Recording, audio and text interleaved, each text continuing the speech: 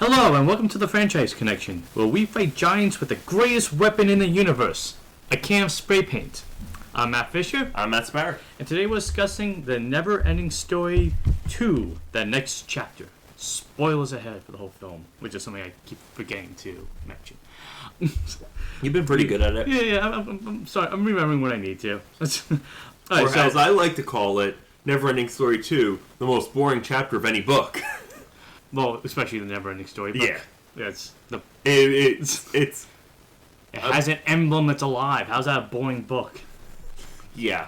So it follows Bastian going back to the world of Fantasia. Yeah, so you did such a good job last time. You want to recap it? Yeah, sure. Okay. Bastian, he's living on Earth after the adventures of the first movie, and he's feeling like he's scared of certain things. One thing. Basically, he's afraid. Well, actually, I would say it's two things. He's afraid of his father's new relationship with and forgetting his mom. Okay. And he's afraid of diving off of the high dive. It's a high diving board. You weren't afraid of that at your age? Yes. Yes, I was. I was afraid of diving boards that were half the height of that diving board. So he's afraid of diving off this diving board. Okay. And so he goes to the antique bookstore. Corianders. It's still there. To see if he has any advice. Books of advice. About diving and courage. Well, it's not... about courage. Yeah. And then he sees the NeverEnding Story. Mm-hmm. And Coriander's like, don't go there. Mm-hmm. If you do, it asks too much of you. Yeah, okay. Which is kind of foreshadowing of what's happening. I'm trying to be good because stuff I want to say about, but I'm like, that's part for the review. That's on the recap. Continue. And then, so he goes and he picks up the book, runs away with it, despite the fact that Coriander told him not to do it. And he starts reading, and he gets sucked into the book. Almost immediately. Yeah. Okay. And his adventure starts, where we meet this evil sorceress who is trying to take away his memories so she can take power over Fantasia. And that's basically the setup of the movie. It's him basically trying to figure out what's wrong in Fantasia and save the country of Fantasia again. Yeah. I know you want to say universe. I guess it is a universe. But yeah, that's basically it. Bastian goes back to confront another force that's planning to destroy Fantasia, and along the way... An unnamed force. Yeah, and along the way he has to come to terms with memories and courage and things along those lines. I've got to say, too, also this movie is directed by George T. Miller, and the screenplay is by Karen Howard, based on the novel by Michael Ende. Okay, so you did a recap. Overall thoughts on the movie? It was very boring. I mean, it was overly ambitious. It had a lot of ideas. It was beautifully shot. It looked good. Not as good as the first movie, but it still looked good. The practical effects were very good. The puppetry, all that stuff. My problem is with the story. Yeah, for me, I thought it was pretty much a bland sequel. The first one was interesting because of a lot of the ideas they included, that even though Fantasia looked and felt like other fantasy worlds, it still felt like unique on its own. This time around, it just felt like a generic fantasy adventure. And it also raises some questions about continuity in the movie, I feel like. Because at the same time, it feels like the next chapter, and then another way, it feels like a start over again. It's in some ways, yeah. I guess it makes sense because they did bring Fantasia back, but something I noticed is like, Bastian's like such a different character this time around. But it makes sense because in the first one he was a kid. That was one of my problems with the movie. Is do you think all the characters felt like jerks? Yeah, but like you didn't even feel like you wanted to root for Bastian because he kind came off as a jerk at most. That's because of the sorceress, which I'm glad you said that because I kept putting that empress because it's that confusing. Good, the empress and the evil empress that makes me confused. The sorceress is a much better way of describing it. Yeah, I felt the dad was kind of compared to the first. Yeah. In the first movie, like the dad felt like a whole different character. It felt like he also had more to do. Yeah, but I feel like that was so unnecessary. I feel like that wasn't needed, and it was just a way to kind of like call back to the first movie. I guess I'm actually kind of opposite. I feel like if more of the movie was from his perspective, and you only got little bits of what's going on in Fantasia, you might have had a stronger story. Yeah, because he wouldn't be going to Fantasia. I guess so. But then again, like, you're not watching it to see what happens to Bastian's dad. You're watching to see what happens to Bastian. Yeah. I mean, I will say, like, seeing John Wesley Shipp as the dad this time around, 90s Flash, it was cool to see him, appear in the movie. But I feel like you didn't need the dad story. Because it's always about Bastian and him overcoming something. The dad's just overcoming the fact that he loved his son, I guess. Yeah. It's also that the movie felt like a show you'd watch on Saturday morning TV or after school. Because the whole time, and you thought it too, we were discussing afterwards. The sorceress reminded me way too much of Rita Repulsa. And there were a lot of moments where I felt like this feels like Power Rangers or like the set. Or Doctor Who. Yeah, because it had that kind of like, that fun, cheesy, special effects and stuff. Like, not putting them down, just saying like that's what you kind of like enjoy about shows like that.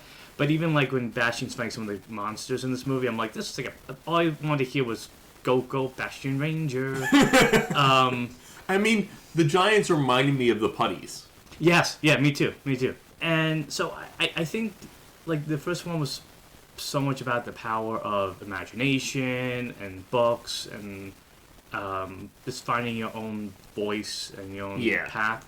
And this one... It was kind of about memory. It was about memory, but it just felt like it was secondary to the adventure, and the adventure itself was not particularly great. I also felt like the characters weren't used as well. Like, Falcor, he's supposed to be so... He was so lucky last time, you would think that it'd be a lot easier for things to happen than they did. I feel like some of the I'm sure some of the voices changed, too. Because the characters sound different to you. A little bit. Like, Falcor sounded different? I don't recall. Mm-hmm. But yeah, it was. I'll give credit to the movie in this way. It certainly was weird and strange. It just didn't have a story to kind of emphasize that weirdness. Yeah, I think this might be like the first movie we watched since like Fletch Lives that we were just like, because I'm seeing with the trajectory of the. Who knows? Maybe the third one will be good, but if it goes on this path, I highly doubt it. Yeah. But considering it took me a while to even find the third one. Yeah, and even when I was typing up the notes, I'm like, it shouldn't feel like it's as long typing up the notes as it was watching the movie, which was, like you said, a few minutes shorter than the original. Yeah. But yeah, it's a good example of, would you say, missing the mark of what made the first one so good? Yeah. Mm-hmm. I would say that's pretty much exactly what the whoever wrote the script, they missed the mark on Karen Howard. Yeah. And who knows? The way Hollywood goes, maybe the original script was a little bit more exciting, and they just had to appeal to viewers in a different way. Maybe. I mean, this movie came out in what, 80 something, late 80s, early 90s? 1990. Okay, so so this was actually right before the 90s Flash show. Yeah, probably. Yeah, because 90s Flash show I think was 91. Mm-hmm. I guess I'll put it this way: I give it points for the creature design and some of the costumes, and the sets could be kind of cool, just not to the same extent as the original. But story-wise, it and also Nimbley was kind of an unnecessary character. See, it's interesting. You felt that that was necessary, and Nimbley wasn't. I'm on the opposite. I don't think Nimbley was unnecessary, but he was a little much. And that could just be me watching it older. Maybe if I was younger watching this movie, I'd be like, he's funny. Yeah, it's a weird movie, but not in a way where like we enjoy weird movies and seeing where they go. It's just almost like a fever dream at times. That's what the ideas they had. But having said those thoughts, you want to jump right into the movie? Sure, why not? All right.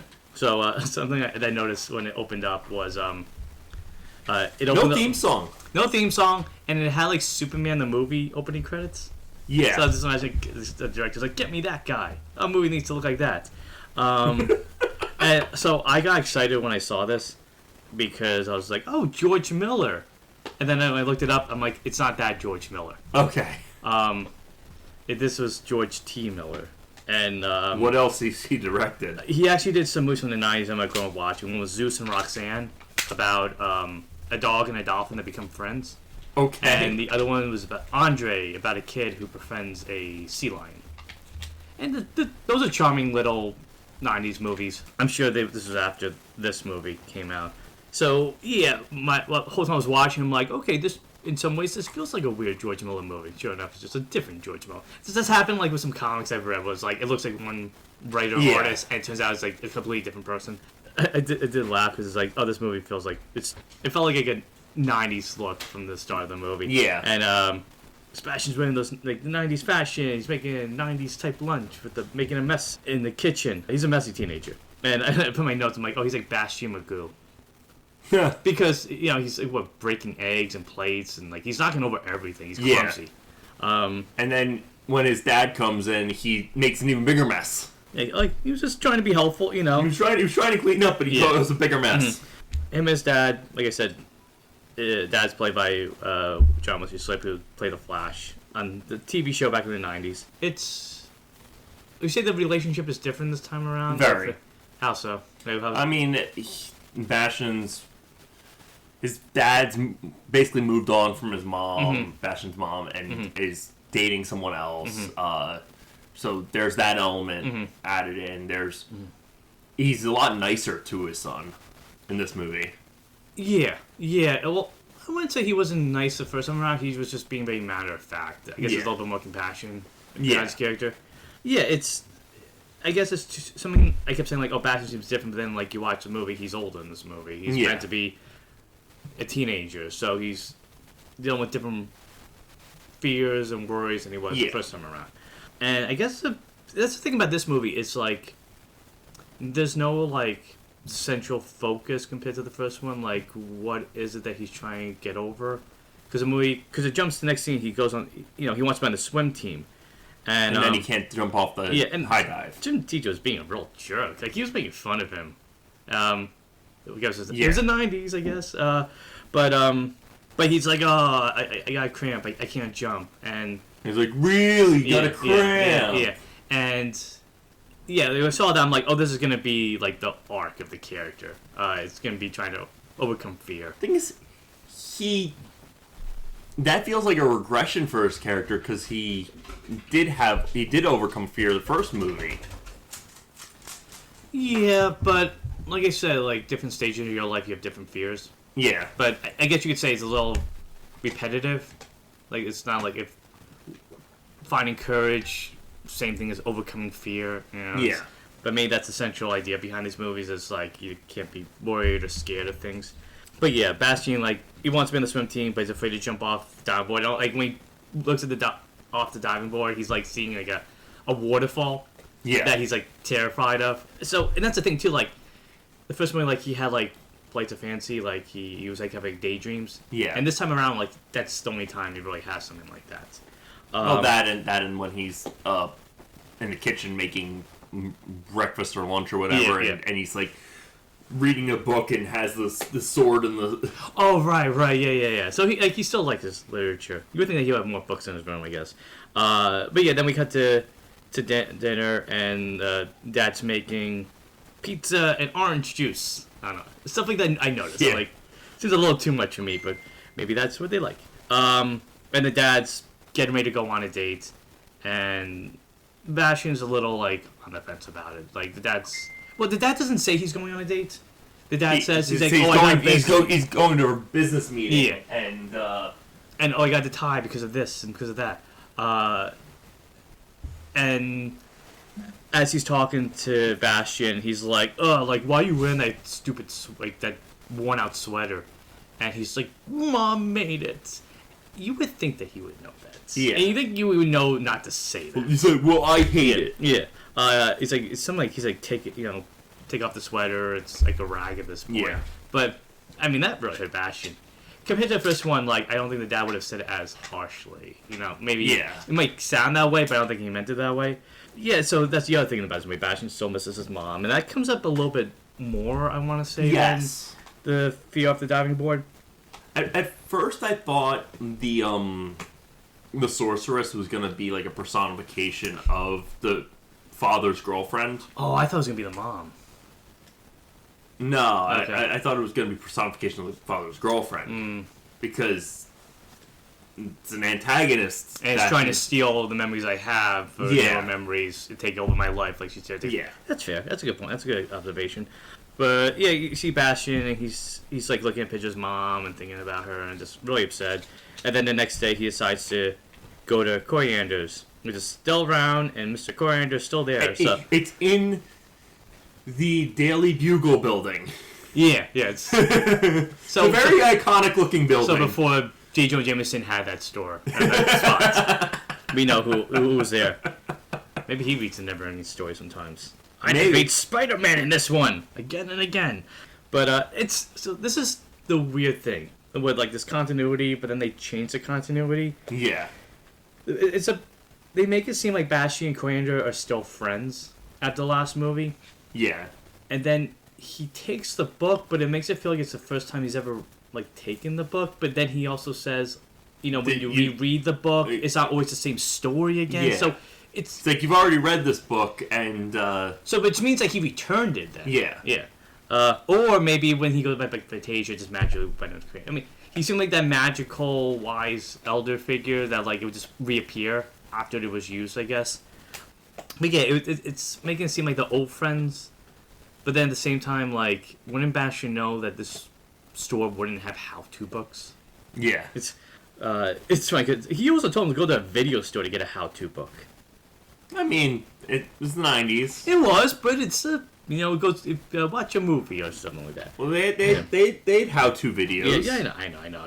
I guess he's making a bad joke. I mean, just like, look at the VHS market and look at some of the other people who watch how-to VHSs for YouTube. It was pre-YouTube, so think about what all the videos were like that, but in video form back in the day. Yeah.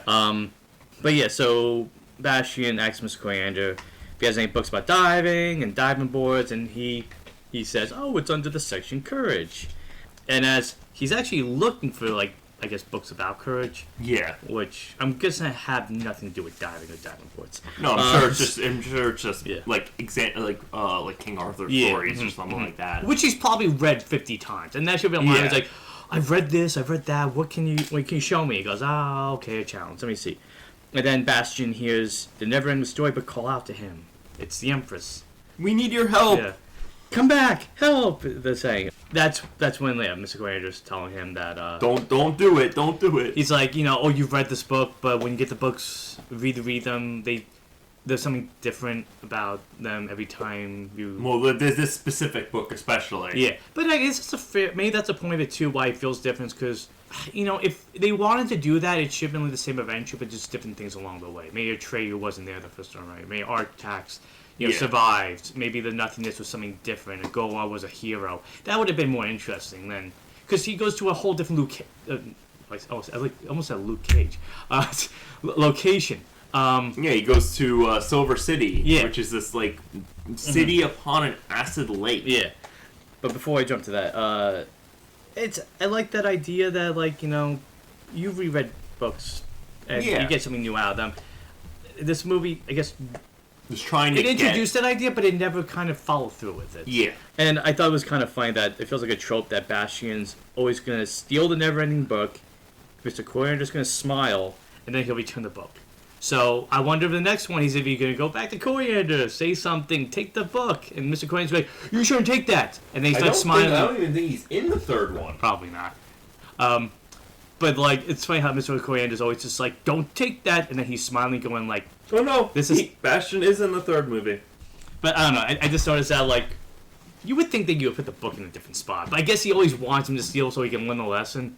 This time around, I guess the school act has been locked up more because Bastian has to read at home. Yes. And the emblem comes alive. And also, as soon as the R and comes alive and he starts reading the book, a storm starts happening. So that's what I noticed too. It's like, so anytime anybody reads this book, it's always gonna rain, which is appropriate because that's what we're recording this is like. It's cloudy and it's gonna be raining a little bit, so like it's a good day to record this review. But then he opens up the book and the text is like weird, like the words missing, in strange orders, and then he sees a picture of the Empress and it starts to disappear. And like she's shouting out to him, it disappears, and then he just jumps right into the book. And my first thought when I saw the location and the vehicles was like, oh, this feels like He-Man. Yeah, a little bit. Did you get the idea or no? A little bit. A little bit of a mixture of like science and magic together. But it had that kind of like fantasy look to it. It had that 80s retro fantasy look. Yeah, and in my head I just imagine Sebastian holding like a bookmark saying, I have the reading comprehension power! Then he becomes a page master, but that's a whole other movie. But like we said, there's some nice things about the movie, and like one thing is just the models and the sets. Like the matte paintings. The matte paintings were good. There was like an effort put into those things. Even the costumes, as silly as they could be, there was something creative about them. I guess there's one thing we got a glimpse of what this fantasy world looks like, and while feeling familiar, also felt new. But this time around, it just felt like other things. Like even the sorceress, like her villains, felt like Goldar and like the sidekicks that Rita Repulsa had in some ways. And then out of nowhere, not nowhere, sorry. Then we cut to the sorceress. The sorceress's castle. Horak Castle, which I'm pretty sure that's a He-Man name. Let me check. Sorry, it's Hordak. But close enough. It's it's half-rent He-Man castle. Yeah, absolutely. Little He-Man, little Power Rangers. But yeah, we meet the sorceress in her castle and her minions, Tri-Face, which he reminded me of the mayor from Night Before Christmas. Okay. Because the head would always change. He reminded me of one of the antagonists from Spy Kids, from the first Spy Kids movie. It's been so long since I've seen it. The guy the main guy who ends up getting his head turned into a massive hand at the end of the movie. Like his head flipped around? Yeah. I thought it was cool that he had like the marks of a playing card on his face. That was kind of cool. And then Nimby, the Birdman, who... So, I get the impression they were trying to do what they did like Dark Crystal with that bird. I forget the character's name, but... that bird? Yeah. Instead, it's just Nimby. Nimbly. Is it Nimbly? Nimbly. Oh, man, I put Nimby on my notes. My bad, Nimbly. It's going squawk, squawk, like every 2 seconds, and... I think if you were little watching this, you'd find it funny, but like as an adult, it gets annoying. It gets annoying, like, really fast. Quickly. And the sorceress, that's my problem too. We never know her name till like later on. They don't say her name until Bastian meets her. Yeah, we don't know her she's just name. unknown. She's just the sorceress. Yeah. Or mistress. Yeah. So I misheard it. I just put that evil empress. The mistress of Horak Castle. Oh, so it said mistress. I heard empress for some reason. But she's looking at Bastian the world, and she pretty much says she wants his wishes. And she knows that Arwen grants his wishes. And her plan is to make him use wishes so that her machine will turn his wishes into memories. Will steal his memories and put them in this machine. And those memories will make him forget his mission. While for her, it'll just give her more power and control. And it's not really... Okay, and yeah, so basically what Bastian makes a wish is like, say, he'll lose his memory, and to the point that he'll forget everything and be stuck in Fantasia without any memory of what's going on. Yeah. But it seems like her main goal was to take over Fantasia, but she keeps saying that she wants to bring order to chaos or something like that. But it doesn't make much sense. There's not a lot of... There's more thought into how the memory machine works than there is into what her master plan is. Yes. Just, I want to rule, and I need his wishes to rule. Why?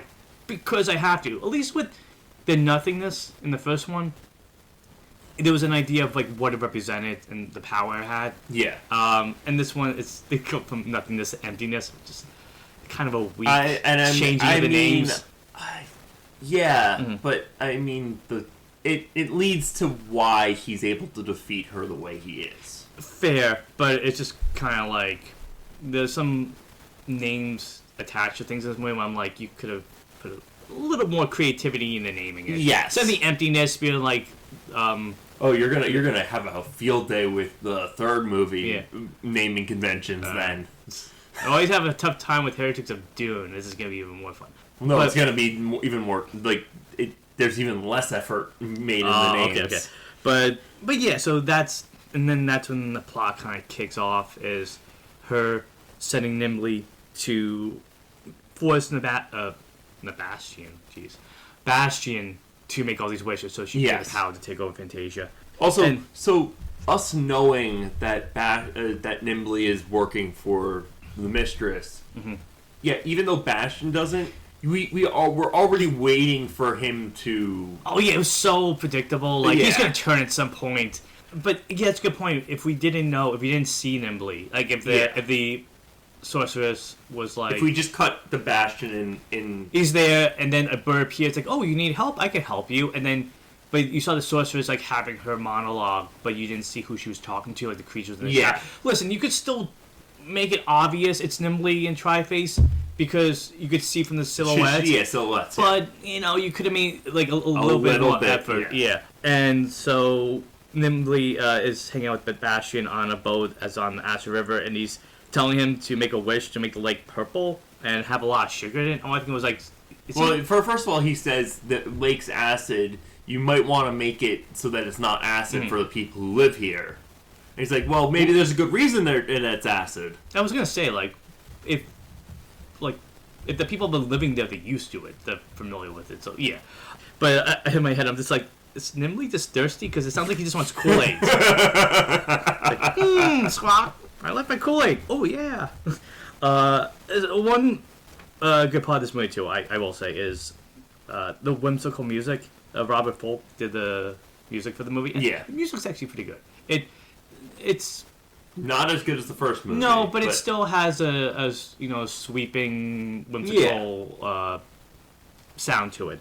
And something else I'm thinking too is like this movie, like it feels in line with some of those like weird live action Disney movies from like the 80s and 90s. Like I haven't like actually seen its entirety. I've watched some reviews about it, but the Return of Oz.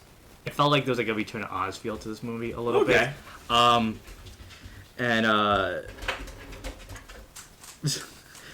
So they go to Silver City, which, like we said, it's like if he's rereading or re-experiencing this adventure, why the new location? Why not just like jump right to the Ivy Tower or something? Yeah. I guess the movie would be over, but my point still stands. Like, because even if he went to the Ivy Tower, he couldn't get in. There's something still blocking it. But he goes to Silver City, and the cool set. Yeah. It's big Doctor Who like. And then Giants yeah. attack. The Goombas, yeah. The Giants attack, and they're literally just called Giants. And that was one of my things of this movie. Like, couldn't you just give them like some weird names like Proto Claws or like the Claw-tastic, monstrosities or something like that. They're just called Giants, and they just go with that. There's a lot of giants in this universe. I'm sure that makes it very confusing. Like, why do they have the monopoly on that name? They're a lot smaller than Rockbiter. Yeah. So how are they giants? Again, questions at this movie. Just go with it. Just go with it.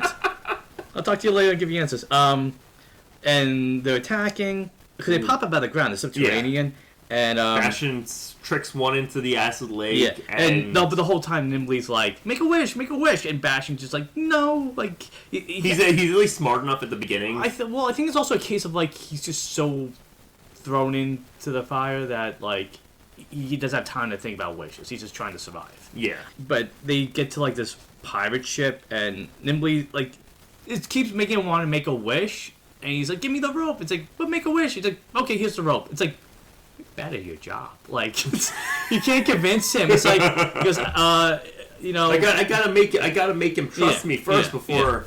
Yeah. Actually, something to do is like, should there have been like a limit to how many wishes? Like, the movie seems like it could be like an infinite number of wishes. It's not clear how many. Like, it should have been like, oh, he needs to make 5 wishes, and then he'll forget everything. I think because he could have made as many wishes as he wanted. It's never clear. So especially since the third act, there's a lot of them just running around in circles. Literally, they are going in circles.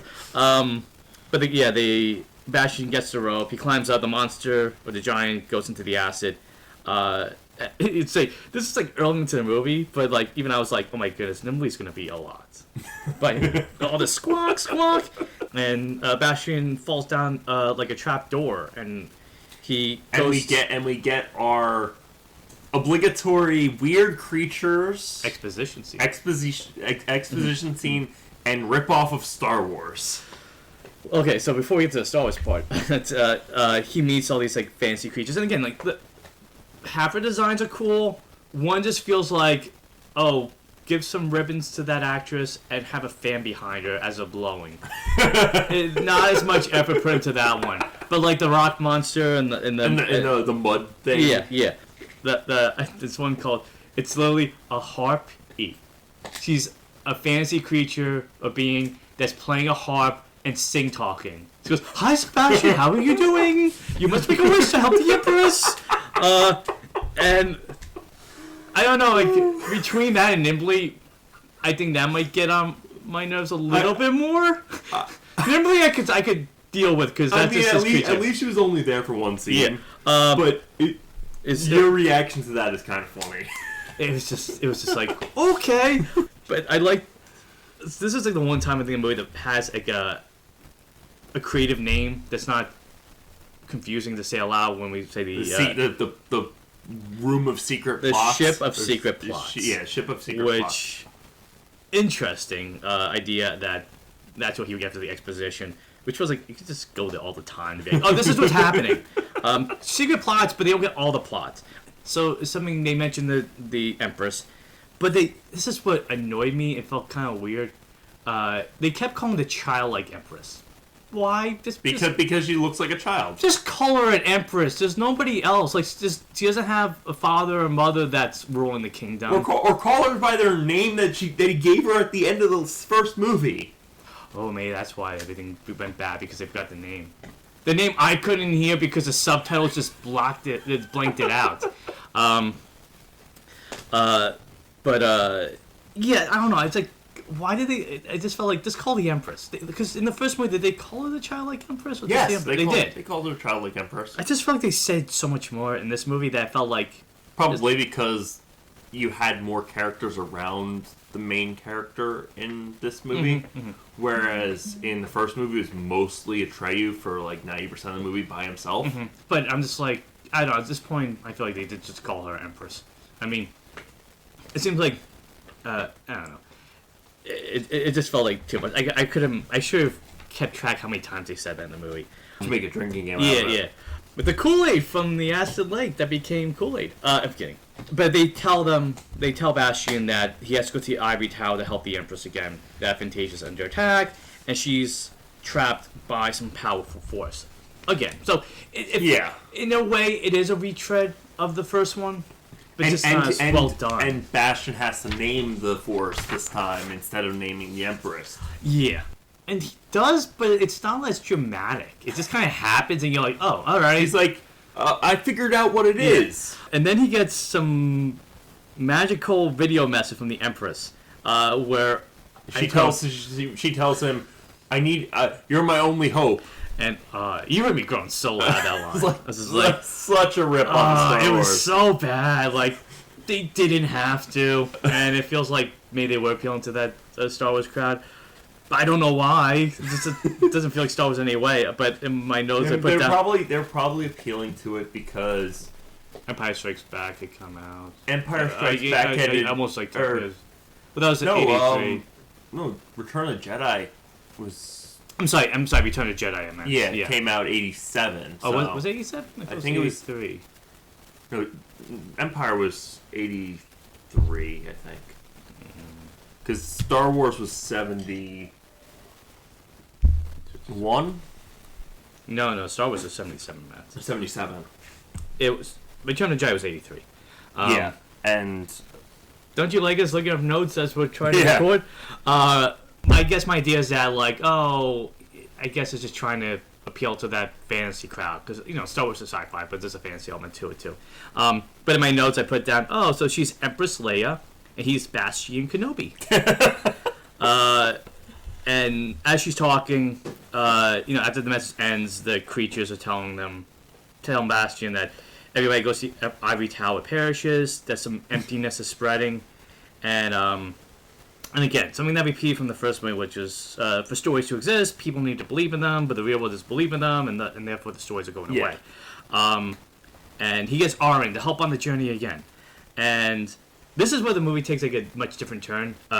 We jump, like you said. You called Atreyu Aaron. I call Atreyu Aaron? Yeah. Okay. He gets Aaron, and Atreyu does show up later on. No, he uses the Aaron and gets Atreyu to help him out. They shouldn't be so close together in name. They really aren't. Whatever. They both have an A and a U in the name. And an R. Anyway, I'm gonna get it right. Thank you for giving me a try. But something that is much different the first time around is we jump to the real world and we see a question that's answered for me from the first movie, which is like, did the dad not know his son was gone? Like this time around, at least maybe thinking about more. Like, okay, at least we're seeing reaction. Like, where's Sebastian? What happened? And we see him pick up the NeverEnding Story novel, and he sees the label for Coriander in the inside cover. So he goes to Coriander's and asks, what happened? But before that happens, then we jump back to Bastian talking to citizens of Silver City. And this was what confused me a little bit. Yeah. Even though this movie really shouldn't. And I had you rewind it to that point because I'm like, did I miss something? Because basically, like, there's something spreading and it's trapping the Empress. I need your help. But I'm going to fight these giant monsters instead. It feels like there should have been more of a connection. Yes, like, there should have been. Every time there's an emptiness that appears somewhere, those giants are there. Well, where are they coming from? Oh, over here. But they never say anything like that. No. And it made it very kind of like, why are we dealing with the giants if the problem is in the Ivory Tower? He should be going there. And we had to kind of like guess for ourselves why, and I guess he needs help, but in order to get the help, he has to get rid of the monsters first. So he summons a dragon. Mm-hmm. Oh, because he wants to scare the sorceress. Well, before that, like, he's asking for help, and like nobody's like standing up. And then, nobody help me. Like, I'll help you and Atreyu. And artifacts show up, and they're ready to fight. And that's when the giants attack again. Like, it's mostly Bastian fighting giants. Yeah, the giants are just big craps. They're putties. They have like predator faces too. From the they're putties from Power Rangers. Actually, I'm sure there is a crab monster Power Ranger. I just forget. There is. But they find out that the giants are attacking Fantasia. They're coming from Horak Castle, also known as the Sea in Hand. No, because I guess that was Nimble tells him? Yeah. He's a horrible minion. it's like, make sure you don't tell him where we are. Okay, hey. By the way, the thing you're looking for is over here. I'm just gonna take your memory. I mean, I didn't say anything. Squawk. That's why he says squawk a lot, so he can like distract himself. That's when like Bastian like finally like listens to Nimble. He's like, oh, how are we gonna get to the castle?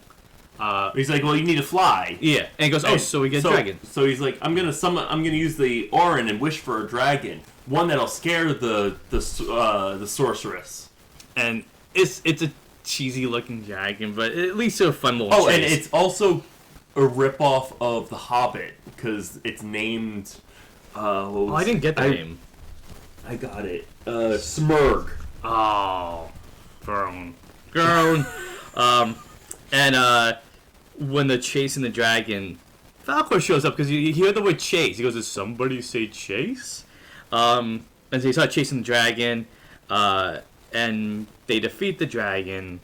And with barely an inconvenience. Everything's done pretty easy. Oh, so easily in this movie. It's almost like even like the filmmakers are rushing through to get to the end. Except for the ending where they take forever. Yeah, very true. And then they see Horak Castle, which has lasers. That's one reason again why it makes me think of like He-Man a bit and Power Rangers. And we see Rockbiter, and now Rockbiter has a baby. And you would think what's that, Rick Biter?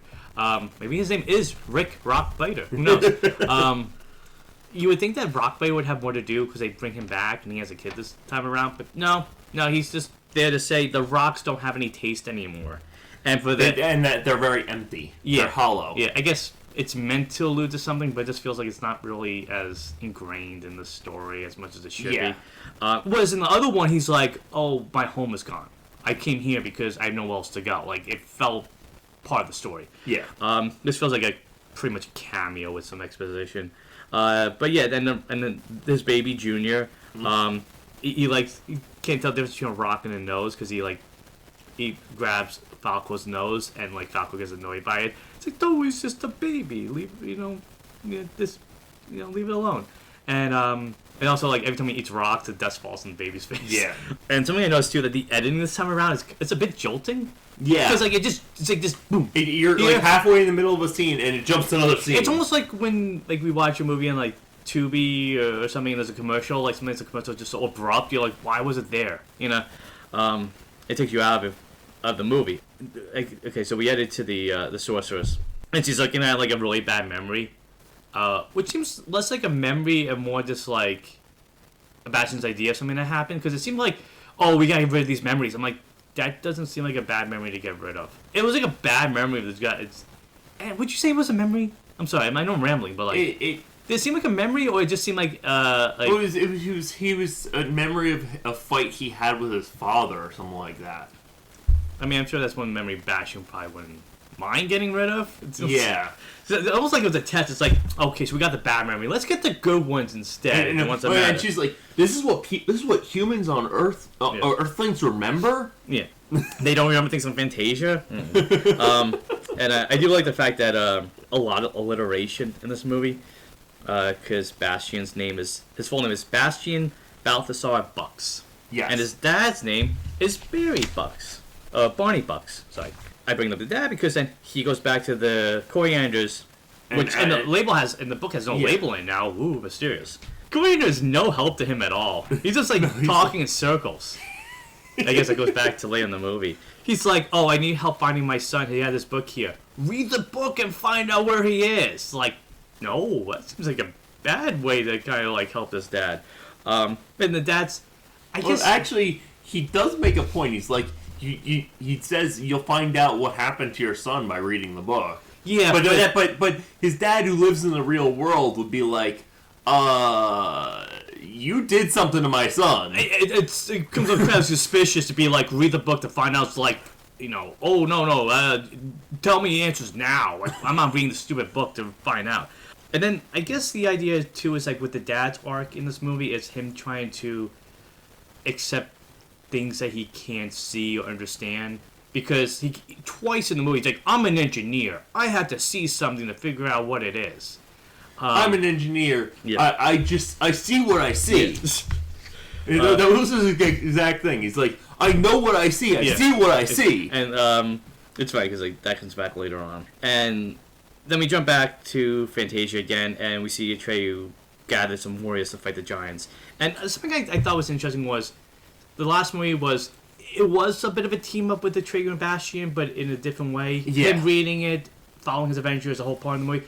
But it was kind of cool to see Bastian and Atreyu team up and fight together. Yeah.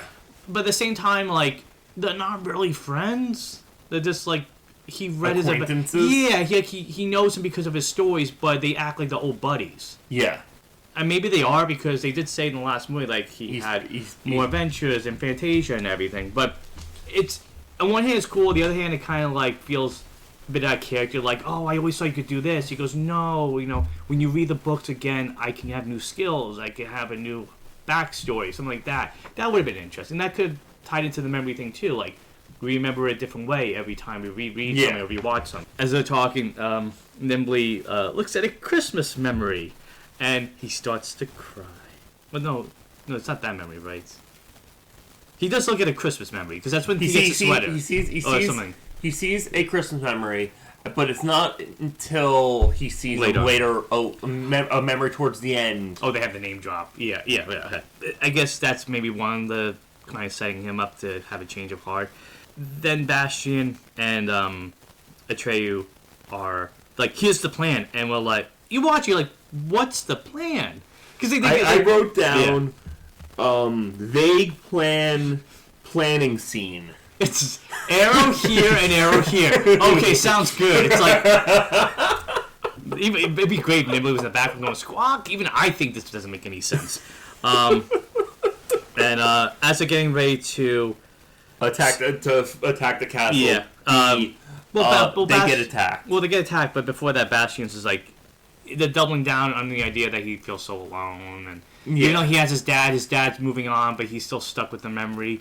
Which I guess the way this is why I like talking about the movie, because it kind of like makes you think about it a different way. Maybe the idea is that we want to get rid of bad memories, but we need them to be whole and make us who we are.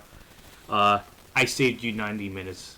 I'm watching this movie. It's a very boring movie. Yeah, it's pretty much like, if you want the same story, just watch the first one, because it's the same. Save the NeverEnding Story, you save the world, and you save worlds, you forget them, and like Rockman says, like there's no fun or adventure. Like he's upset because he goes, Junior won't have any adventures or go anywhere if there's no stories to. Which makes me feel like nobody in this universe really reads except Bastian. Yeah. Like, if the stories are disappearing, like, you don't see anybody read. I feel like, in a way, you could probably maybe it's a critique on the American reading crisis.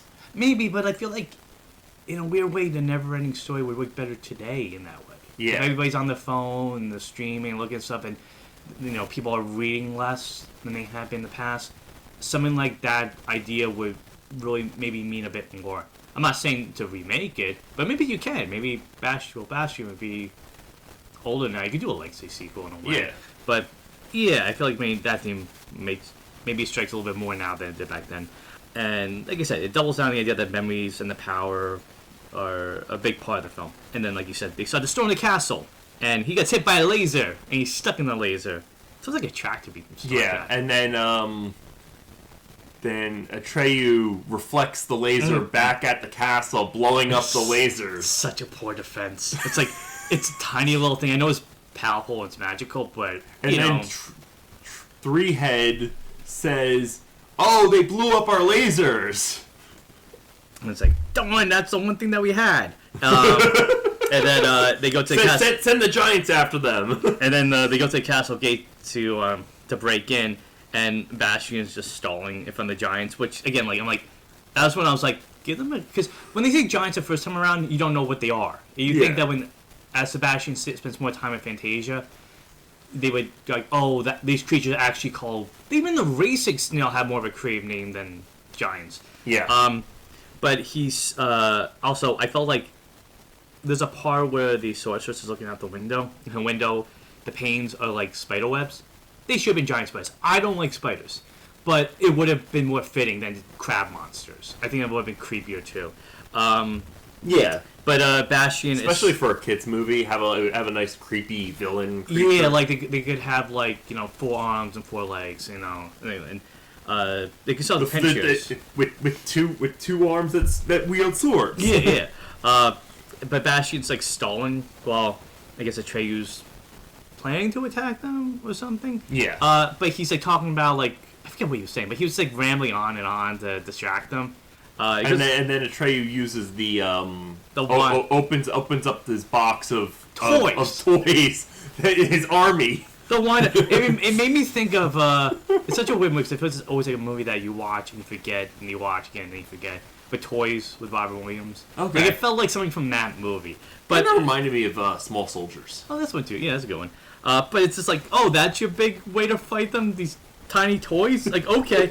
And then Atreyu quotes Star Trek, Next Generation, because he said it's a good day to die. And I'm like, oh, well, he's a fan of Star Trek?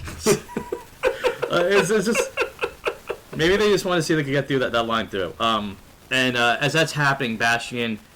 He ends up using... quotes Klingons. Yeah. He's quoting Klingon poetry. Good poetry. Give it a chance. Bastian, this is when, like, the wish aspect of the movie makes more sense, because he's like, well, I have to get to the castle, and he keeps wishing. Yeah, and he starts abusing his wishes. Yeah, because he's like, I need another step. I need another step. Yeah. Wait, I wish for another step. I wish for another step. And I think the thing that does work, even though I don't really... I feel like the plot could have been a little bit better with that, is... He doesn't know what he's doing. Like he in the last movie he had wishes that he could use. So I guess to him it just feels like an ability, a skill that he has. Not realizing that there's a consequence to it. Maybe that's an idea of the movie, that wishes have consequences. So they get into the castle. Mm-hmm. I don't know how Atreyu got in. He was captured, I guess, by the giants because he was tied up by them over like a big pit. Okay. That's my best guess. Yeah, because he finds Atreyu tied up with some chains. Well, it looked like he was like rappelling into the castle from the top, but I'm like, how? Yeah, it's because he climbed all the way up to get whatever. Yeah. This movie doesn't make sense at times. But and that's when we finally get the Empress's Well, before that, he saves Atreyu, and then they just push one of the giants. These giants are like meant to be so intimidating that they're so easily defeatable. Yeah. Because they just push him, and you just see him like fall down. And I like that it's a model that doesn't move. It's just woo.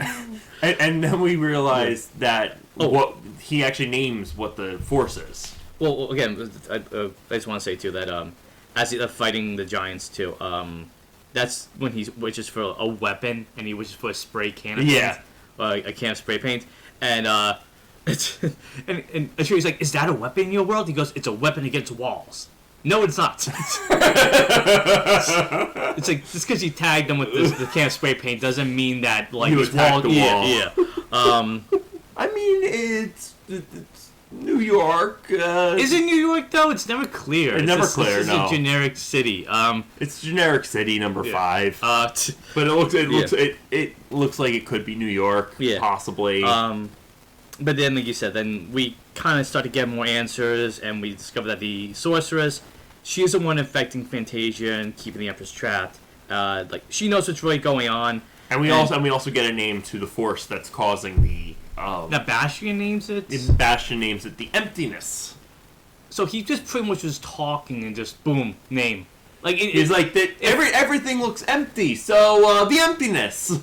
I really missed it because I felt like it was just like him talking. Yeah, and then the sorceress is like, I control the Emptiness, and my name is Zahil. It's spelled Xayide. Yeah, so I guess Xayide. I can't say. Zahid. It's like a fantasy name. Is it like, so this is a case of like I need some creative names, and this is like too much. It's like did you try to call like Zay Xay or Xayide or something like that? Yeah. Then she goes on to a plan which it's not really fully clear, fleshed out, but she's basically saying that she wants to control the Emptiness. That's a powerful force that you said Bastian named. And she wants to turn chaos into order, change Fantasia, but you're not clear like what she's gonna do. She's just gonna. It's just I'm gonna rule the world. I want to rule the world. And it would have been more interesting if like you find out somebody rules Fantasia, they do change literature in the real world. That would have been more interesting. Maybe because some moments like you see lightning striking in the real world, and you think that's supposed to have an effect, and it really doesn't. And then the trigger quotes that says it's a good day to die again, and like really like you thought the line was so good you repeated it.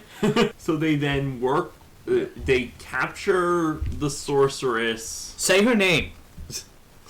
Zahid. Yeah, whatever. We're gonna say it's so wrong, but I don't care. The name is hard to.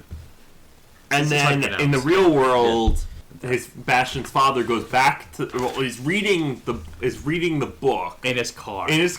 But it kind of opens up. Does he open it up, or it just opens up by itself? I think it opens up by itself. Mm-hmm.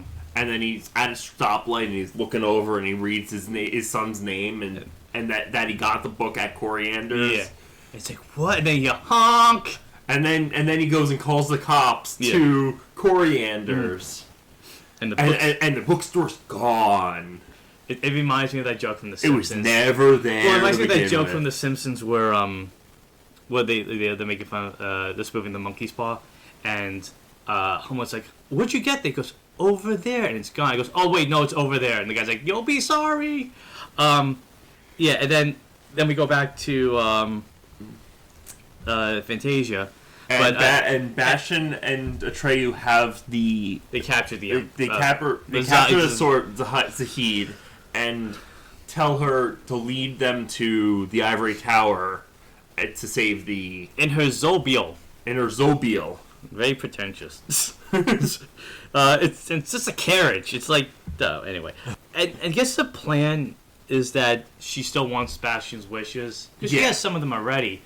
So she's basically just stalling for time. She's stalling and she's pitting him against Atreyu. Yeah. At the same time... As he's losing himself to his wishes. Yeah, because she gives him a belt that looks like something from Hocus Pocus because there's a creepy eye on it. Yeah. And it turns him invisible, but then he can't see himself. At all. And then he goes, well, make a wish to come back.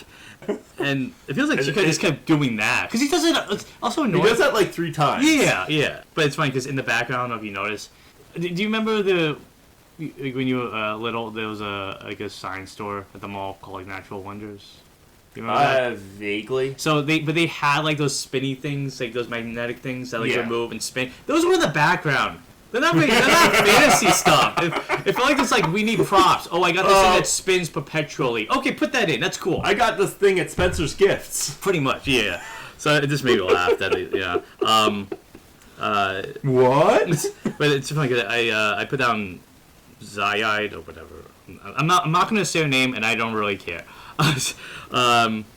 Yeah, for some reason I thought she reminded me of his mom in a way. Like it's trying to like hold on to these memories. It's not letting him like grow a little bit. But I think your explanation of it being more like this, the dad's girlfriend or the dad's date makes a lot more sense. And as that's happening, that's when Atreyu like realizes that they're going circles because he sees like the footprints of the carriage prints or something. Yeah, and he knows they're being played. He pretty much he talks Bastian. He's like, Xayide is bad. And Bastian's like, nah, she's not. And at the same time, like, the dad's reading the book, and the funny part is like, his dad's getting like super invested in a story. Yeah, but it also makes you laugh that he opens like the first page, and it's like the middle of the story.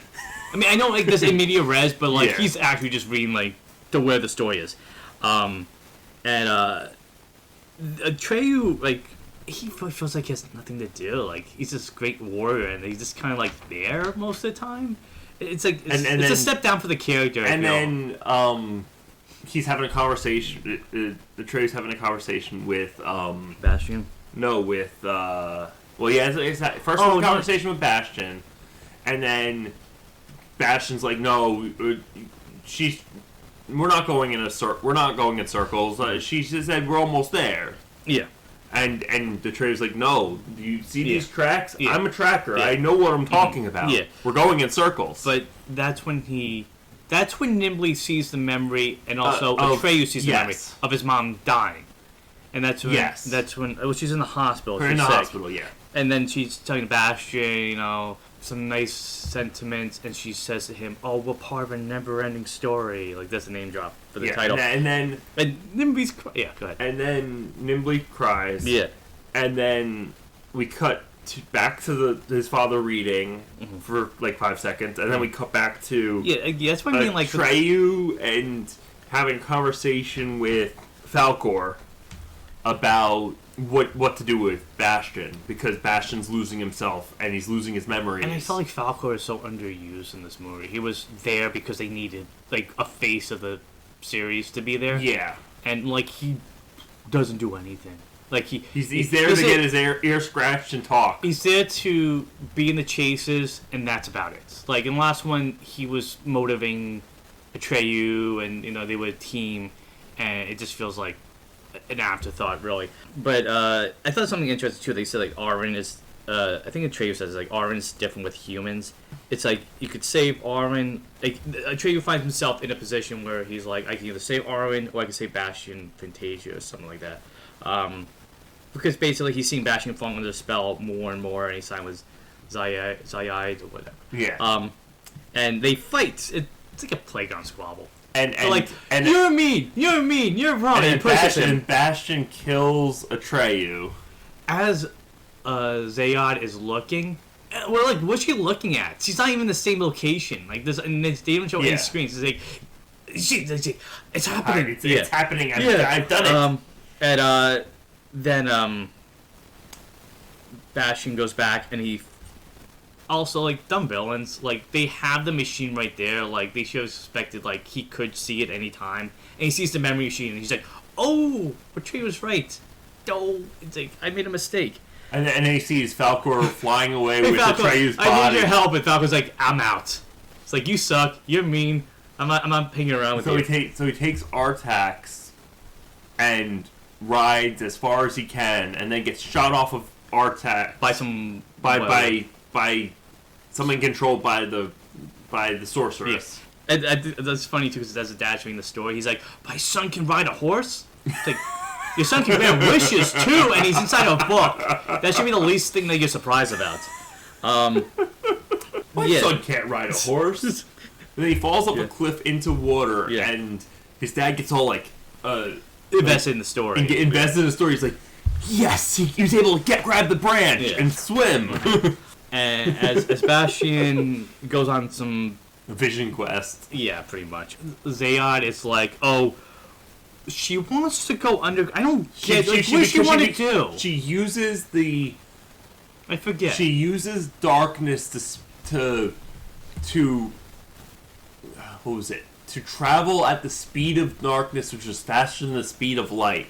But what's she trying to accomplish? She's trying to follow Bastian and figure out where he's going. Okay, I didn't really. I wasn't. Maybe I was getting bored by the movie that I just kind of like stopped paying attention. I wrote it down because it was such a stupid. All I did was such a stupid explanation. Yeah, but so she's trying to follow. Bastian kills Atreyu. Speed of darkness faster than speed of light. I did that. I'm like, yeah. Okay, so that kind of answers something I had in my head. But yeah, the emptiness is taking over. It's destroying everything, and Nimbly shows up to help Bastian, and he has motivational memories. Yeah, gives him a motivational speech and tells him about seeing his memory of his mother in the NeverEnding Story. And he's like, "Squawk! You said NeverEnding Story. That's the key phrase. Squawk!" But I guess the point of it is saying like your memories are precious and they're valuable. And what make you up. Yeah. They go back to the Silver City, which is being destroyed by the emptiness, and Doc was there, like, you don't want to go back there, it's so bad, and you look like, oh, it's bad, it's not, like, obliterated yet. And the thing that, too, is that in this time around, all the characters are aware of the characters in the book, and I feel that takes away from something. Like, if they didn't remember that they were, because they act like, oh, well, everything I do is because of something else, you know? It didn't feel like they were autonomous in their own way. Yeah. I think it takes away from part of the charm of this movie and what the first movie established. And also, Nimbly says that you only have 2 wishes left before you lose everything. And that's the thing. So, like, I feel like to build up on that, what should have happened is the more wishes he makes, the more he forgets, the more he's like, jeez, it's me, Atreyu. Yes, Atreyu. Or he's like, oh, I'm gonna use. Wait, this. I can make a wish with this emblem. It's yes, you can. Like they should have been building up to him losing his memory more because they're like, oh, you're losing your memory and you're losing like everything that you know about who you are. But at the same time, he's aware of stuff that he's doing too. Yeah. Like it feels like there's consequences without being consequences.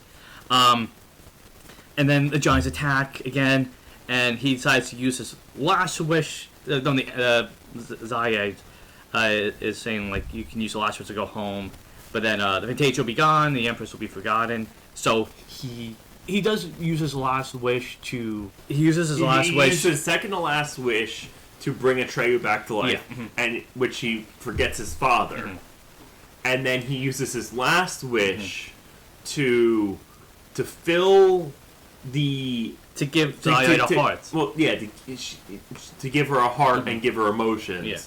And she blows up as a result. Well, no, first, she cries a magic tear that brings Fantasia back to life. Yeah. And then she explodes in some weird light thing. And I just put out, like, Fantasia saved so conveniently. And, it's, like I said, it was about finding courage all along. And so everything's saved. The Empress is back. She talks to Bastian, and it's funny because when she's talking to Bastian, that wind lady is in the middle, and it was so distracting to me.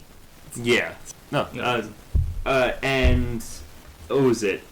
So she explodes. He goes back to. No, well before that, like the Empress sees she gives him his Empress message and everything, and tells him he has to go home. But he has to jump out through down a waterfall. Yeah, and I was like, oh, is this like the only way back? It's like the Wizard of Oz but with flippers. Yeah. And so he also says like he wants to go home and tell his dad that he actually does love him. Yeah. And yeah, that's about it. Like we said, it's something it did come up till the end. It was like, oh, it's always raining. For some reason, never-ending. So it's a never-ending raining story. And yes, so there's a major difference between the book, how the book ends, or the book, how this how this section of the book ends. Well, basically, yeah, it ends with like the Bastian comes back to the real world. Well, I wasn't even saying that. I was saying like how he defeats the Empress. Oh no, I know. I just wanted to kind of wrap up the movie first. But like Bastian comes back to the real world. He meets his dad. They hug. Arlen goes back on the cover, and then it cuts to the end credits. Where we finally get the theme song. I don't get why. It's such a good song, and I don't mind that they updated it because it makes sense with the beginning of this film. But like, just include it. Like, why does it have to be the end of the movie? Someone's like, you forgot. I mean, at least this movie kept the theme song, whereas Fletch Lives didn't. Okay, right where credits do. But I do like the updated version of the song. Yeah. And that's the end of the movie, the end of the adventure. Everybody's safe. Fantasia's back to order. And it was just a bland reskinning of the movie. Yeah. The first movie, basically. But okay, so you were saying that there's a major difference in how he defeats the Empress, or the sorceress, I should say. In the book, she so the movie loosely covers the second half of the novel, but diverges significantly by simplifying the plot into the standard overcoming fear story rather than the book's darker, deeper exploration of imagination, ego, and memory loss. Ooh, like Sebastian was getting so full of himself almost. Yeah. I forgot who he was. Oh, yeah, that's a lot better. Xayide gets defeated by... He uses wish on her, which causes her to collapse, and then she gets trampled by her own giants, by the giants. Why? Because she loses control of them. Oh, okay. Yeah, that's a lot cooler, much better. That makes me want to check out the book to see how different it is. Okay. Yeah. Yeah, too bad we didn't get that. I mean, I guess it's because it's a kid's movie, they didn't want to go too dark. I guess. I mean, it does feel like the movie does play it safe a lot, whereas the first one didn't. Yeah. I mean, I'm starting to realize, like, the Artax dying in the first movie, spoiler if you didn't see it or you haven't listened to our other review, like, how that scarred a lot of people. Yeah. I mean, I understand it. I'm not, like, insensitive to that. But, yeah, this one just felt like it was like a run-of-the-mill fantasy story. And it played it way too safe. Yeah. Yeah, so, overall, this was just like it was a weird sequel at times. It had some good ideas to it, but it really felt like it threw out a lot of what made the first movie magical and special. Yeah. Yeah. I 100% agree. Anything else you? No, not really. It's almost like we're getting bored talking about it. Okay. Oh, if you have nothing else to add to it, I guess I can ask you my question. Yeah, sure. So in this movie, Bastian jumps into a story that he's read already and experiences again in a new light. What are some stories that, whether the books, comics, movies, TV shows, that like you never get bored watching or reading over and over again? Short answer is Lord of the Rings. That's a good answer. Yeah. Like, I can rewatch the Peter Jackson Lord of the Rings trilogy endlessly. I do that almost at least once a year, if not once every other year. And then I can always reread the book, too, because it's such a... There's so much to unpack in that book, and even if I read it once, if I were to reread it, I'm picking up something new. And there's just good stories. Like, those movies are just, like, the masterpieces. There's no other way to describe them. I guess for me, like, shows or movies I find myself going back to a lot are... I mean, Dumb and Dumber's always a movie I'll never get bored of. Simpsons, I could watch it a million times and always find something new about it. Book-wise, I think that's like a tougher one for me to answer a little bit. But I know, I'm a big fan of the Dark Tower novel, so those are ones that I can see myself rereading at some point. Yeah, especially because of how it's structured, and maybe like I haven't read in a while, but like I Am Legend is like one of my favorite stories, and honestly, as much as the adaptations are very all over the place, Frankenstein's one of my favorite stories, and anytime there's a new interpretation of it, I'm always excited to see what it has to offer. I mean, it's not always great. Like, I haven't read the novels, but like the Dean Koontz Frankenstein comic adaptations, it was a cool idea. And I know they made like a failed pilot that they put together as a movie that I know would be fun to check out at some point. But yeah, Dark Tower is like my first answer. Maybe the Doom books too. I feel like those ones that I would understand more the more I read them. Oh yeah, the more you reread, there's always more to unpack, especially those dense books like that. And they're probably easier on a reread. Because I do remember I reread the first Dune book, and on a reread I flew through it a lot faster than my first read. Maybe having the prescience makes you understand a lot more when you're rereading it. But yeah, those off the top of my head, those answers. I mean, maybe it's because you have Star Wars comics over there, like Star Wars, and like watching those movies again. Yeah, maybe not all the movies, but a good chunk of the movies over again are fun. And yeah, those are the ones I could think of right away. If anything else you want to add? No. I guess we'll plug the socials. Okay. You can find us on Instagram at _franchise_connection. And you can email us at franchiseconnectionpodcast@gmail.com. Please do give us any suggestions. You can even DM us on Instagram if you feel you need to contact us. Contact us that way. Give us a challenging question. Give us a challenging question. Give us something to talk about. And let us know the question I gave to Matt. Like, what's a story, no matter what the story medium is, that you don't mind rewatching or rereading over and over again. Yeah. Okay. All right. Thank you for tuning into review for the NeverEnding Story 2, the next chapter. Come back next time. Because I forgot the subtitle. Come back next time when we wrap up the NeverEnding Story trilogy with the NeverEnding Story 3, Escape from Fantasia. Until franchise fatigue sets in, I'm Matt Fisher. I'm Matt Spare. For the Franchise Connection. Bye. Bye.